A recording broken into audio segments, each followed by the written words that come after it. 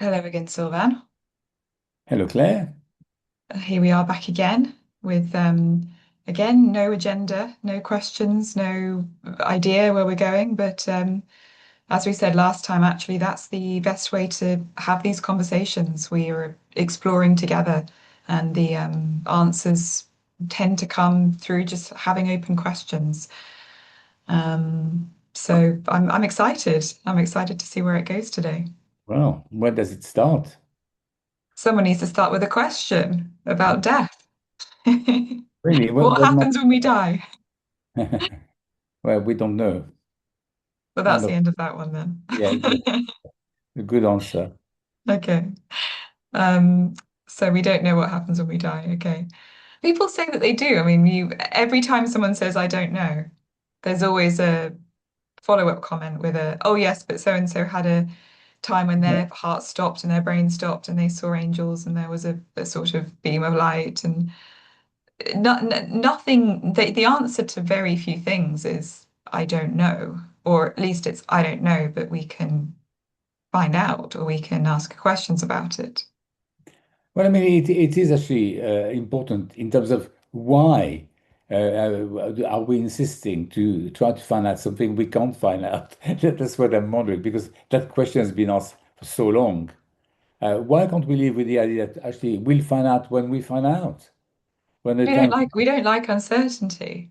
We want to That's live right. with knowing what happens to us because a lot of people are like, well, I can't relax until I know what's going to happen. Can't even relax until I know what day the bins are being taken out next week. You want to have certainty in your life so you know where you stand. And the biggest uncertainty is what happens to us when we die and when will it happen? Will it happen next year? Will it happen in my 70s, my 80s, my 90s? You want to have these answers because without them, there can be a sense of not being able to relax.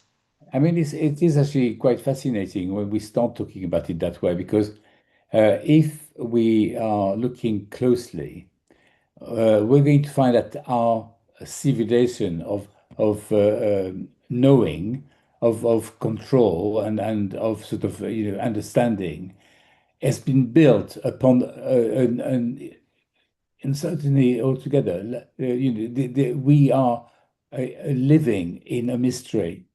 So the whole thing is uncertain and unknown. And then we've made it so that we can somehow know by creating a make-believe story. So within that story of ours, we actually know, or we think we do, or we can have an influence and change things around. But the reality is that we are like a ship in the sea. We are resting on water, and the water we don't know at all what's underneath. So it is a difficult one, because you can answer the question you ask about, what happens after death at that level of with the story we built as humanity. And then within that, we can try to find some answers, because it's got to be linked to any other things we've discovered. But it will never take away the fact that underneath all that, we don't know anything. Well, maybe we talk about living with not knowing. Yes, that's a good that's a good way to go. And but it's difficult to conceive. So people will tend to maybe intellectually understand it and have a conversation about it. But the feeling, the knowing that we don't know, is a very different way to do it. Because if we don't know, we've got to admit that actually we are not in control at all, that we don't really know what we're doing. And we've got to acknowledge the damage we're causing to our environment, because we are affecting our own lives. And all that is because of the pretense that we know. Or the seeking to know. We're trying to find answers by causing harm to our environment, people around us. It's all driven by fear, Well, wanting that's right. certainty, Yeah, wanting answers, wanting that's right. stuff. Yes. So it is a vital question, but it's also very well anchored in the human psyche, that we know that we have a destiny, that we are building things, and well, if you look closely, really, are we really building, or are we destroying? I think there's very little space between the two. And I think that's very concerning because I think we are creating an illusion of progress, where in fact we are doing exactly the opposite. Well, going back to the knowing and the unknowing. I mean, I think this is the crux of it, isn't it? People don't like not knowing. We don't like the fact that we don't know what happens when we die. That's right. And that's what's creating this mass overdrive of production. This is what's creating all the distractions. Let's all go to the moon. Let's all get out of here. Let's all do things that keep us from actually maybe just being still in the moment and enjoying the lives that we have. I find that it's quite rare that you get people who can just sit and not be bored, not feel like there needs to be a constant distraction. And I'm wondering if that constant distraction is maybe that wanting answers, wanting to know what happens, because when you sit still, your mind starts playing up and telling stories and, oh, but what about this? What about that? And I mean, it's an attempt to safeguard. It's an attempt to keep us safe. And one of the things that we want to avoid as humans is dying. So our very clever brain says, oh, well, how about if you get yourself a really fast car and a really big house and your name on a statue somewhere and in a lot of libraries, then you might immortalize yourself. And then you suddenly start thinking, okay, well then I'd better go and study this thing. I better go and network with those people. I better go and you sort of create a sense of urgency, which is in line with an illusion, because even if you were the most famous person in the world, on a physical level, you're still going to die. So the biological system gets confused between what's real and what's sort of not real. And I wonder if actually that's creating a sense of panic. It's not to say don't be ambitious and don't go and achieve things in your life, but there can be a sense of panic. A lot of people feel that I need to do it now. I need to be busy all the time, trying to sort of preserve my immortality, trying to become someone, trying to make it, trying to arrive. And I wonder if that links in with what you're saying then about the destruction to the environment, the way that we're living in a sort of state of chaos. I think it's just we're not living in a state of chaos as much as a state of fear, and fear creates the chaos because there's not that sitting back and careful planning, going in a direction that feels safe and balanced. It's a direction that just feels like I've got to get somewhere as quickly as possible. And for me, me, it's all about me. It's not about the environment. It's I want to stay alive. I want to survive. It's the survival of the fittest. It is our biology. So it's fascinating, and it's not to judge people because that's what we do. We're driven that way, but we can talk about it and we can say, well, actually, is that really good for you? Because the time that you are alive, you're spending not enjoying because you're trying to be immortal and you're not going to ever be. So why don't you just enjoy being being mortal, being human, having a lifespan? And it doesn't matter when that is because right now it's not here. So it doesn't matter whether it's next week, next year, or 20 years. Well, yes, That's the end of my absolutely. TED talk. It's actually also interesting to. I've had an example recently. A young woman talking to me that she was bored. Mostly, most of the time she's bored, and she's not the only one. I've met quite a few young people who are bored. And what is boredom? Why do we get bored? And when that discussion we are having now about, what is life, what is death, and the fact we don't know the answers to that, uh, uh, how can anyone be bored when you actually face that mystery of life? Now, people actually look for what's after death. Why don't we look what's in life? Because I mean, that's a good start, isn't it? We want to know the answer at the end of, and we don't know the life itself during. So if you go back at the beginning, now if you knew nothing at all and then you had nobody there to help you understanding anything, as a human being, you would still actually understand it. Would you? We have the abilities within ourselves to understand this question. Maybe not with words, because we don't need words to do that. We're equipped to actually, have the ability to live on this planet right now. But imagine you just fresh, just appear here. wouldn't you spend your time looking, observing, testing, trying to understand? Would you ever be bored? Because you will have a constant need to actually have information and try to understand where you are and how to make it work properly. We're totally lacking now that sort of curiosity needed to actually understand life and make it work. So we are being fed some stories by other people, some rules which have got to be applied. So we have to discover nothing ourselves. All we have to do is to listen or not listen to other people, and I think that's a tragedy.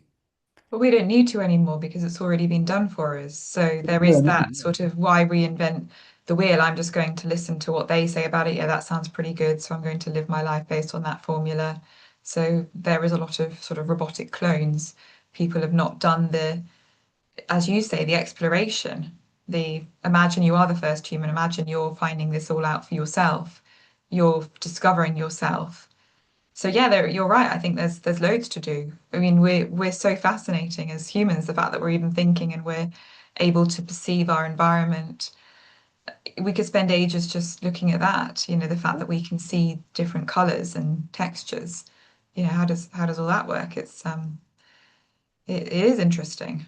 well, yes, and also, if one wants to actually find the answer to what is life, what is death, which is the same thing, really, because death doesn't go without life. It's only because there is life that you've got death. So the answer is the same. What is life? What is death? What happens? That's where the answer is. So why don't we start with actually what we can see and what we can do, which is looking at life and how it functions and value it. And because really, when we look at anything which has been created, including ourselves, of course, you are meeting whatever the creator, whatever that is, made. So when we're just looking at a flower, we see what some people would call God, or some other people would call creation, or whatever. Who cares what it's called? Doesn't matter. But something, a phenomenon, made life possible. And wherever we turn our eyes, whether it's inside or it's outside, we are discovering what that creation did or has done. And to discover that is learning and making friends with that phenomenon. And the more friendly we are, the more we understand, and the more we actually have to discover. So when your mind is working in that way, knowing what's after death, it becomes irrelevant because what's going to happen after death is just what's happened before death. It's an ongoing thing. Look around, you can see all the sort of creative cycles which take place in life. You know how everything is connected and equipped to grow and to duplicate. I mean, this is really the recipe for no boredom at all and happiness is and the discovery of what life really is made of. And and Yes, and, yes. and the more you know, the less you will ask about that because it becomes totally irrelevant. What it is, it's relevant for the person because you say, oh, it all just carries on before as it was after. But you, Sylvain, and me, Claire, we're not going to be there. Well, see, the thing is that you don't know that. And the thing is actually when you look at how life or daily life creation where look at the birds and the bees as they say or the trees, the flowers, whatever you want, you can see how creation works. So there's absolutely no reason where the way it works for a tree doesn't work for a person. We all do in the same place, coming from the same workshop, so we all function the same. And when you see the cycle of life, wherever you look at it, you know you're part of it yourself. So you might not know 100% what is happening when you die, but you have a good idea that actually what you're made of will be just transformed.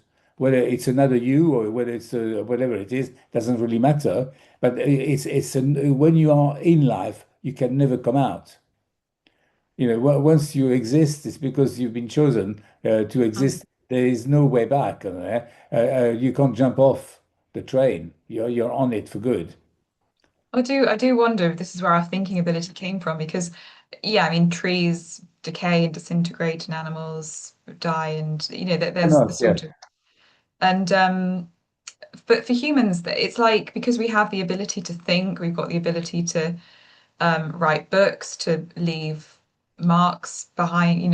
We've created artificial intelligence. Like, wow, we've done a lot that has almost made us kind of hard to kill in a way. It's it almost feels different. The death for humans feels different to death for the natural world. And you're saying, well, no, it's not. It's all the same. But then you wonder if cats come to the end of their lives and they have a memory reel of all the mice that they've caught and all the laps they've sat on and the the the sort of things they've experienced. You wonder if they're thinking about their lives in the same way that humans do. It's almost like we collect memories, we collect things like the ancient Egyptians, to take with us when we pass, and and it can be a very sobering realization that I don't really know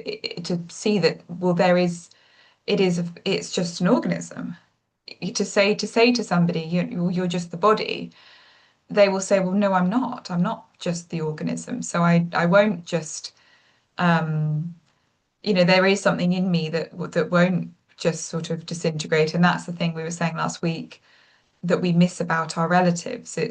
It's not sort of the feeling of their skin or the color of their eyes or their hair. It's the animating presence. It's whatever it is that kind of gives them that spark.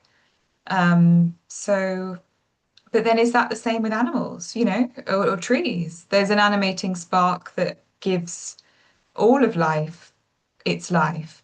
So what makes humans special? That's because it almost feels as if we think we can cheat death somehow.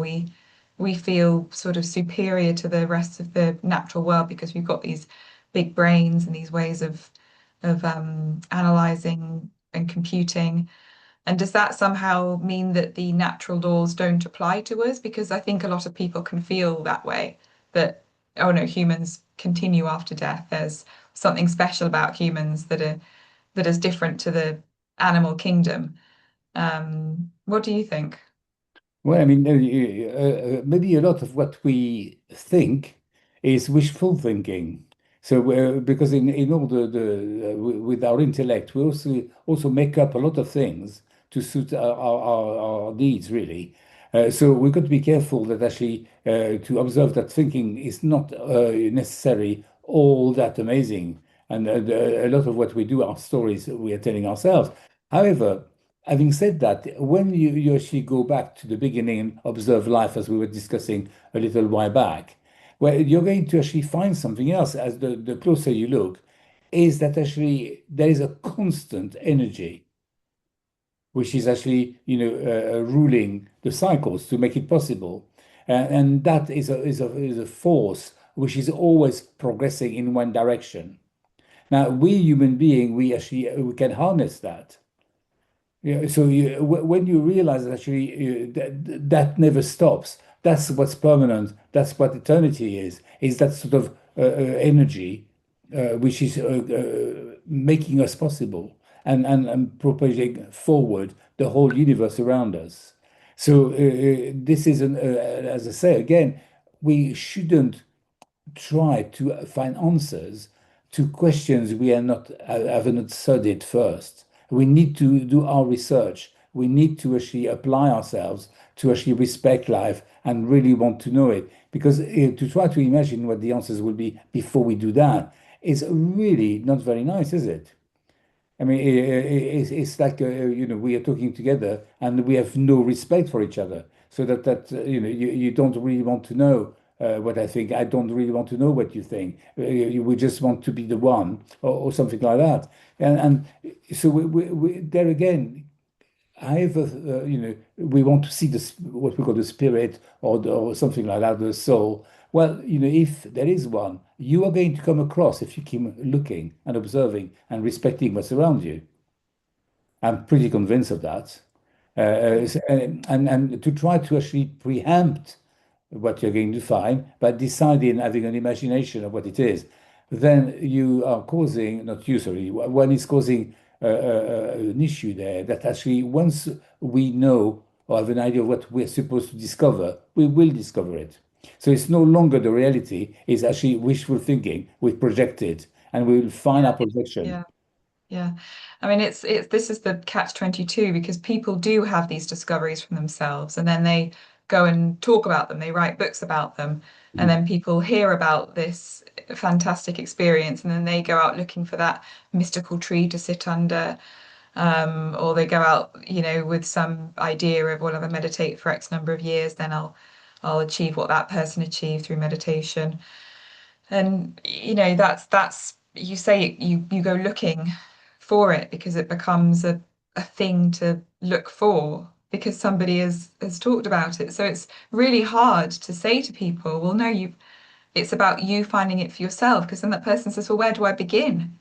Where do I begin finding it for myself? Because you told me that you found it under the apple tree. So, what am I going to do with that? I'm obviously going to go straight to where you found it, what your story was.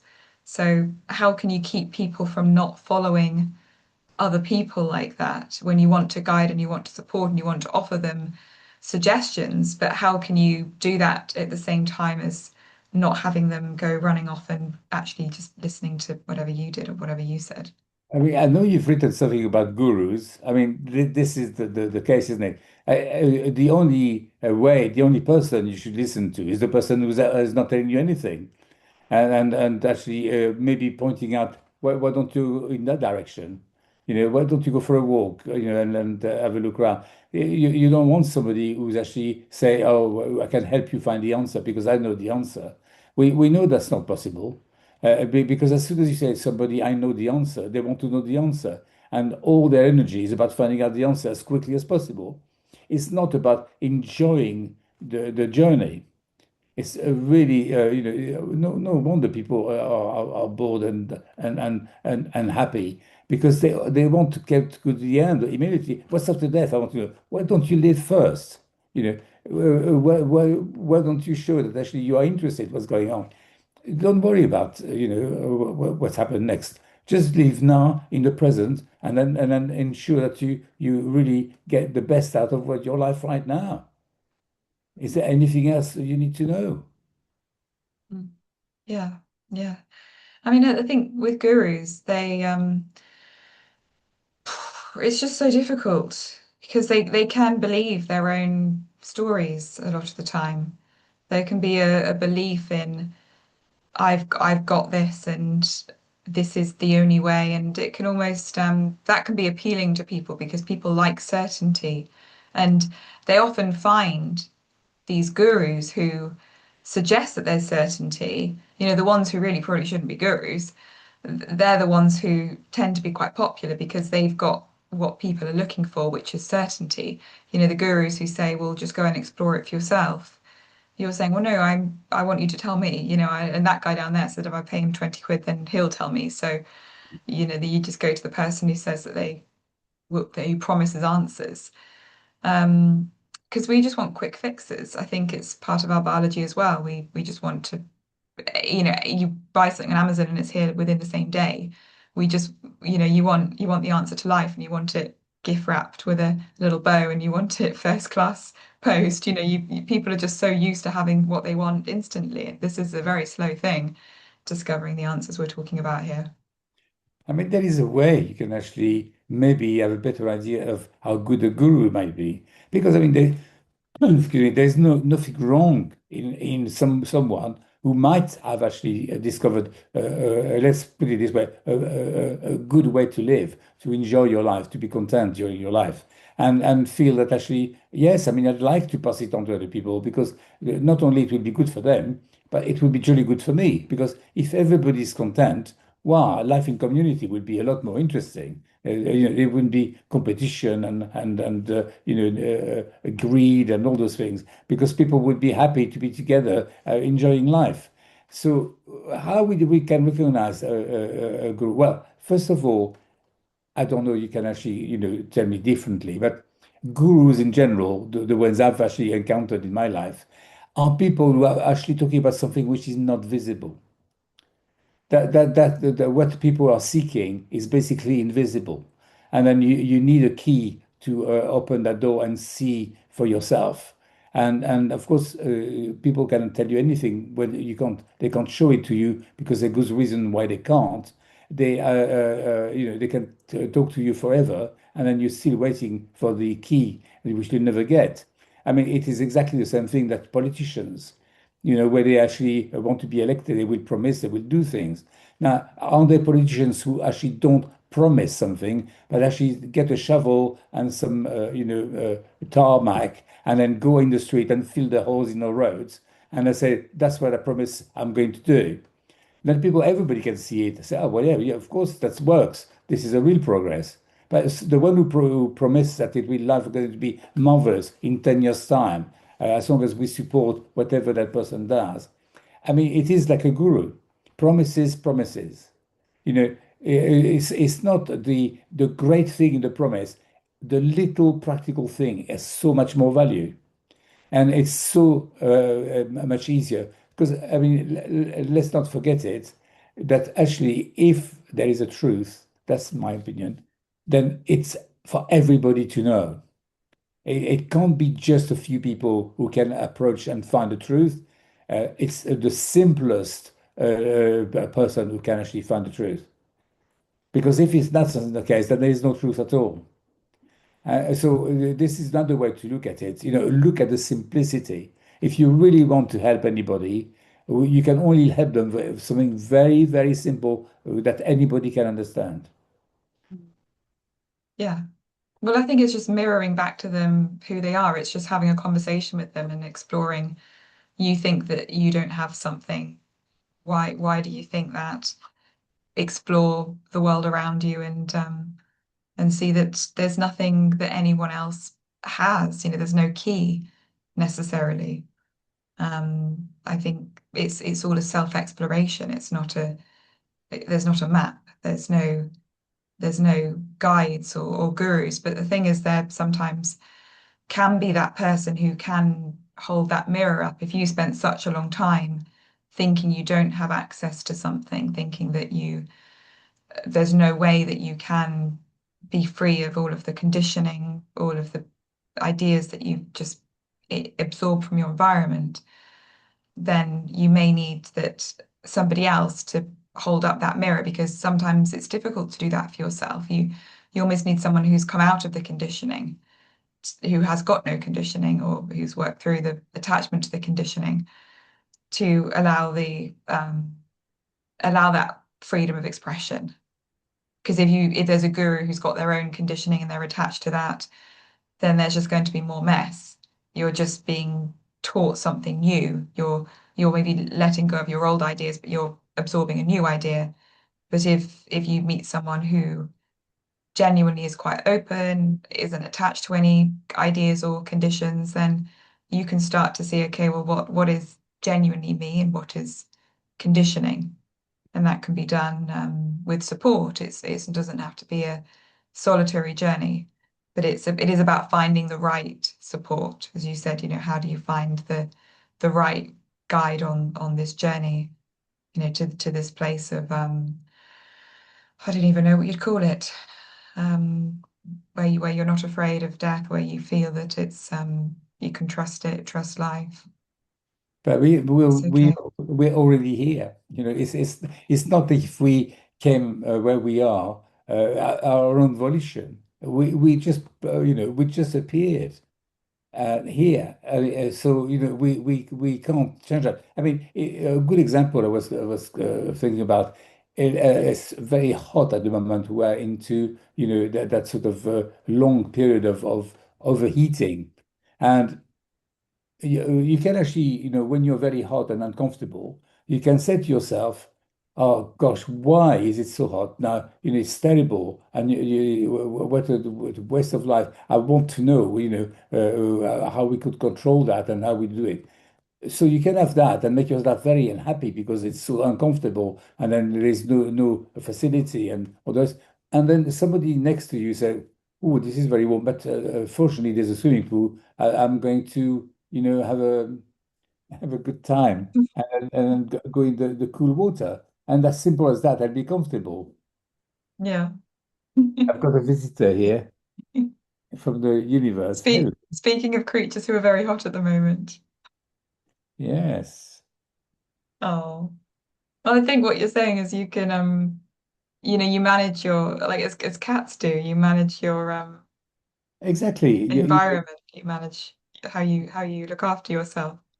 I think that actually, if you take a sailing boat and you're on the sea and you've got a rudder, I think that actually you've got to pick the wind and then you find your way. You've got to have a good idea where you want to go, but essentially, what you do in your life is to keep tabs, is to actually get the direction and go with the wind. That's all you need to do. Enjoy the journey. And then it's nothing more than that. We don't need to know the end. We just need to be here now. And then we have what it takes. We know we can guide ourselves by the level of contentment we have in ourselves.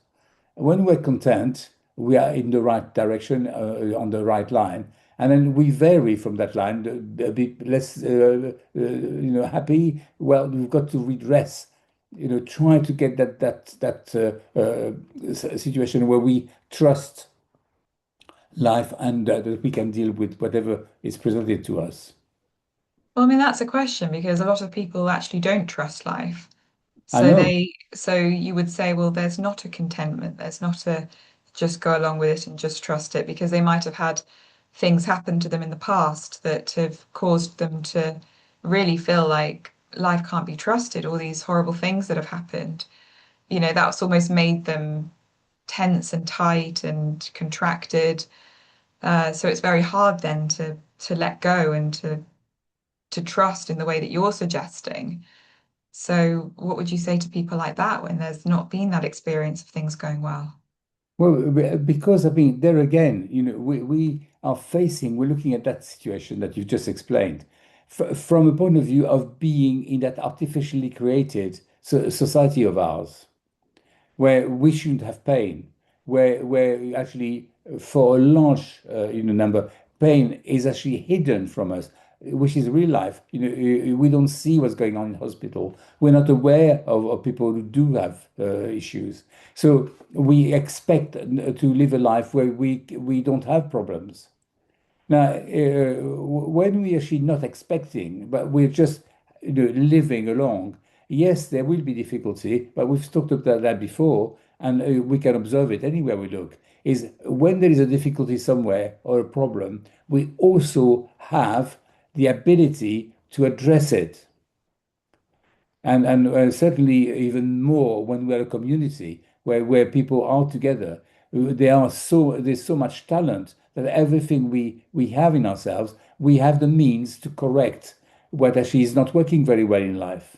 And that is the way, where you're curious and you look at life from a just a human having been created, that you become aware of and all our efforts can be invested in actually making life more successful, not just for ourselves, but in general, because we're all one thing together. So, whatever we do to improve life improves the whole of life. In the same way, whatever we do to destroy a bit of life, we apply it to the whole of life. So if we are not observing and accepting that we are not in charge, that we are participants, but a well-equipped participant, now we've got to trust that life has given the tools that life wanted us to have so that we can use them to do what is meant to be done with them. Yeah. So yeah, yes, there is suffering. I know, and I'm not poo-pooing it because it is very important. But when we are part of actually understanding that we have between ourselves and other people the means to make all that better, why would we be doing anything else than actually ensuring that life is actually looked after the best way possible? So many people are wasting their time and their talent doing totally irrelevant things. Mm. So Well, I if think, it's suffering on one side, it's actually also the fact that it's the other half of the population, which is to some extent doing nothing about the suffering. yeah. Well, we can't always have what we want as well. I think, you're pointing out some of that, that some of life is hard. And a lot of our generation, maybe the generation below me even, have grown up with Instagram and social media and being told that they can, do anything. There's a sort of a kind of utopian mentality, um, which is sort of very intoxicating for kids and young people. This idea that they can have anything they want in life.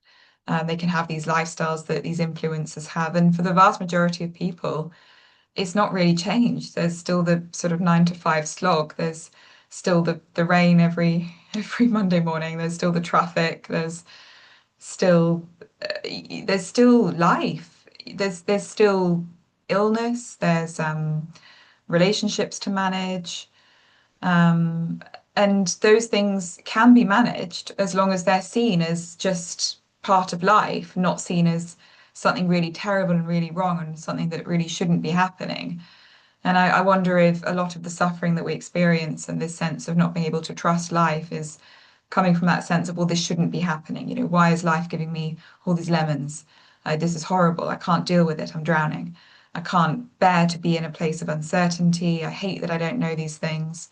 That person isn't talking to me. That person is gone off with the wrong idea. That project is failing. That blah blah blah. All of these things that might be coming in, and you're sort of saying, well, this is all terrible. This is all wrong. This shouldn't be happening. But I suppose that's a story. You can stay with the uncertainty of it. You can stay with the openness to that. You can say, well, it might not be the life that I wanted for myself. It may not be going the way that I thought would make me happy. But that doesn't sort of mean that you can't still manage it. You can't still say, well, I can make myself a nice dinner. That will make me happy. I can go for a lovely walk. You can take the little moments of happiness for yourself, despite any life situation, and just keep focusing on that, and just taking the bull by the horns, taking life into your own hands and not saying, well, it's someone else's responsibility to sort my life out. I can do it. And then maybe you do start to trust life because you're the one who is giving yourself that joy and that happiness. And then you start saying, oh, I can do it. I'm life, and life isn't so bad after all. Because look, it's a lovely day out, and the flowers were pretty, and the food tasted nice. Well, I mean, we mentioned at the beginning about the destiny of humankind, which is today is to create rockets and go to Mars or whatever. What is the destiny? What is actually important? You just mentioned it now. Is actually we say, what about my life? That's what I'm interested in. It's my life. Well, is life mine, or am I actually part of life? So, we're all part of life. We may not all individual lives. There's only one life, and that one life encompasses everything. So we are part of the whole of that. That's the way I look at it. Now, if, as I said before, we are caring about life, the destiny of being alive, surely has got to be the success of life. So whatever it is else we do, are we really focused on that all our actions and our cooperation and our thinking is actually aimed at making life successful? Because that includes, of course, helping people who are suffering, using our talent to actually reduce illnesses, which, some of it's happening, but not all of it. There are many, many people who actually are working completely away from that and making it worse rather than better. So there is that, and I'm very concerned about that notion of my life because so people find that as such an excuse to behave, in particular ways, and they forget that actually what they do, their actions have got consequences. And as I said before, if you kill a tree, that will apply to the rest of creation, because we're all linked through air, water, the nutrients from the soil, and all the rest of it. There is all one. So we've got to be very, very careful about what we believe we are. And then, we've got to have some sort of humility, I suppose, because unfortunately we didn't make ourselves. We can't claim any of it as being ours. Now, why just complain? Why can't we just work completely about being so happy and content to have all those abilities, and then that we never created ourselves, and use them for the benefit of life, which is all of us. And we do that naturally when you know yourself. Why wouldn't you? When you know you're Well, part of life, it's exactly. It's self-protection. that simple, isn't it? It's that simple because anything else is silly. It doesn't make any sense. So, Yeah. the other thing is that I like biblical stories sometimes. I can't resist talking about another one. I talk about Adam and Eve, but there's another one I really like. It's the Tower of Babel. I knew it was going to be that one. Good guess. And the reason for that is because it's so much the world it is today for me. Because you know the story, the Tower of Babel, basically, it's men getting together and to decide to create a tower and build a tower so tall that it will reach the heavens, so that mankind can become gods. Mm. And off they go. And then the real God, looking at that, say, "Oh God, come on! I mean, the silly being there. I've had enough. I'm going to, stop that silliness of them." And what did God do? Well, He created languages so that people would speak different languages, and therefore, not understanding each other, were unable to carry on coordinating their efforts to build that tower, and therefore the tower crumbled. Now, I like that story because if I look at the world today, I've decided that actually this is not that everybody's got a language. It's what I would call it today is every has got an opinion. Because I don't know if you've noticed that or if anybody else has noticed it, is that when you talk with somebody else, it's their opinion against your opinion, against somebody else's opinion. So we all so stuck in with our opinion that there is no intelligence and there is no understanding between anybody. We talk, but they are only words and they become meaningless because nobody benefits from anything from them because they've got their opinion, holding your opinion out. And that is actually the Tower of Babel. So that big, thing we think about mankind being so successful is crumbling because no two people can understand each other and respect each other. Yeah. I mean, it's a shame, isn't it? Because I don't think it means that we can't have disagreements. I think it's just about being open to the disagreements. Because if somebody has an opinion that's different to yours, it's not like they're wrong and you're right.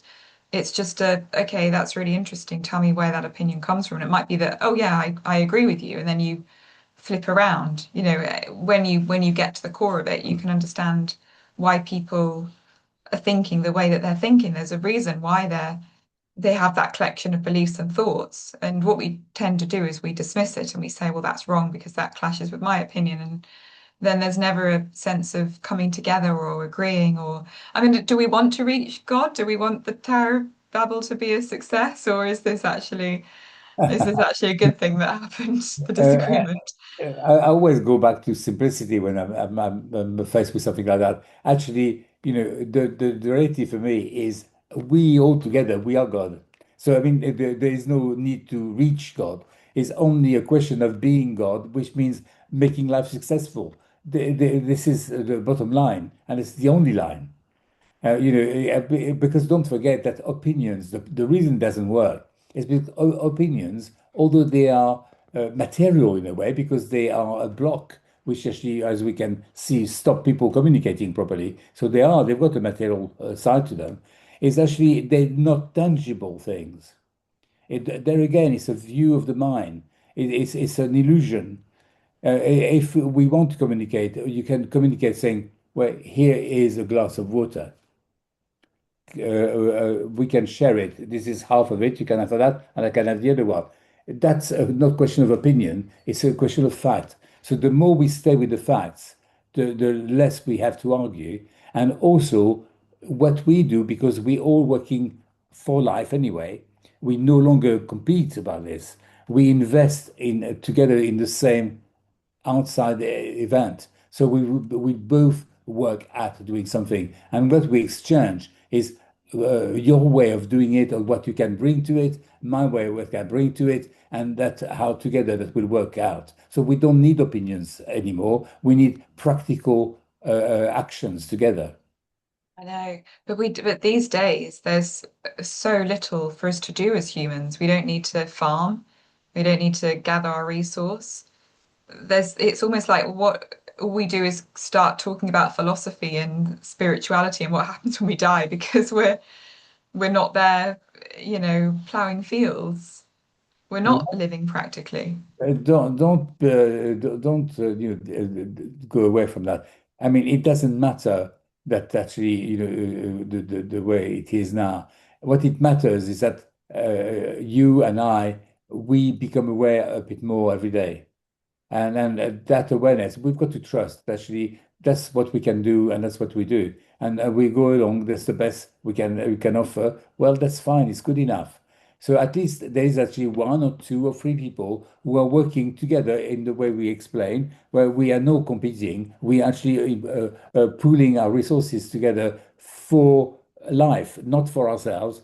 We trust that actually what we do for life will come back to for us, and so life will be better for us as well as us making it better. So Yeah, I'm sure. and that's all we can do. I mean, we are only little pawns in a very large game, but we are important because what we touch and what we do has a repercussion on the lot. I think it does. I mean, one of the very practical things of this teaching or this message is that it just opens up so much compassion. And I just often find myself talking to people or smiling at people just in the supermarket, and you sort of see the effect that can have when you have that little exchange with somebody. It might be over the lack of baskets or the price of the tomatoes or whatever, little things that are so human and so practical. Or, or if you lift up the shelf, there's actually more avocados they don't tell you about that they keep under there. That's a very practical thing for someone.